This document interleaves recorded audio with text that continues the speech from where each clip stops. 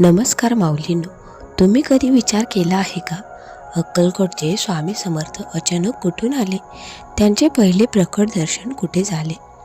ते अक्कलकोटला कसे आले आणि अक्कलकोटला आल्यानंतर त्याने पहिल्यांदा कोणाला दर्शन दिले? आजच्या या व्हिडिओमध्ये आपण ऐकणार आहोत स्वामी समर्थांच्या अक्कलकोट आगमनाची खरी आणि अद्भुत कथा. ही कथा ऐकल्यानंतर तुम्हाला कळेल की स्वामी समर्थ हे साधे संत नव्हते, ते स्वतः दत्तावतार होते. म्हणूनच व्हिडिओ शेवटपर्यंत नक्की पहा, कारण शेवटी आपण जाणून घेणार आहोत स्वामी समर्थ अक्कलकोटमध्ये का स्थिर झाले. पाहूयात आपण स्वामी समर्थ कोण होते. माऊलीनो, स्वामी समर्थ म्हणजे भगवान दत्तात्रयांचा तिसरा अवतार मानला जातो. पहिला अवतार श्रीपाद श्रीवल्लभ, दुसरा अवतार श्री नरसिंह सरस्वती स्वामी महाराज आणि त्यानंतर प्रकट झाले अक्कलकोटचे स्वामी समर्थ महाराज. अनेक भक्तांना विश्वास आहे की स्वामी समर्थ हेच श्री नरसिंह सरस्वती यांचे पुढील रूप होते. तर माऊलींनो, स्वामी समर्थांचे रहस्यमय जीवन जाणून घेऊयात आपण.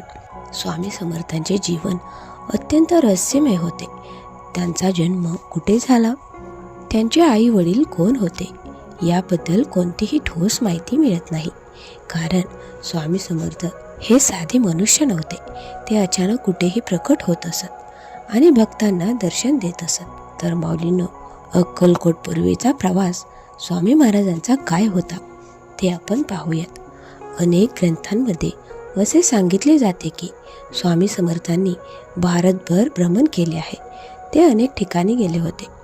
काशी, गिरनार पर्वत, रामेश्वर, हिमालय या सर्व ठिकाणी त्यांनी अनेक भक्तांना दर्शन दिले.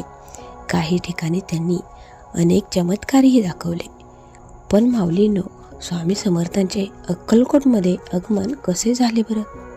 आता आपण येतो स्वामी समर्थांच्या अक्कलकोट आगमनाच्या कथेवर. सुमारे 1856च्या आसपास स्वामी समर्थ अक्कलकोट येथे आले. त्या काळी अक्कलकोट हे एक छोटे पण धार्मिक ठिकाण होते. तेथे राजा होता, मोलाजी राजे भोसले, आणि अक्कलकोट परिसरात अनेक साधू संत येत असत.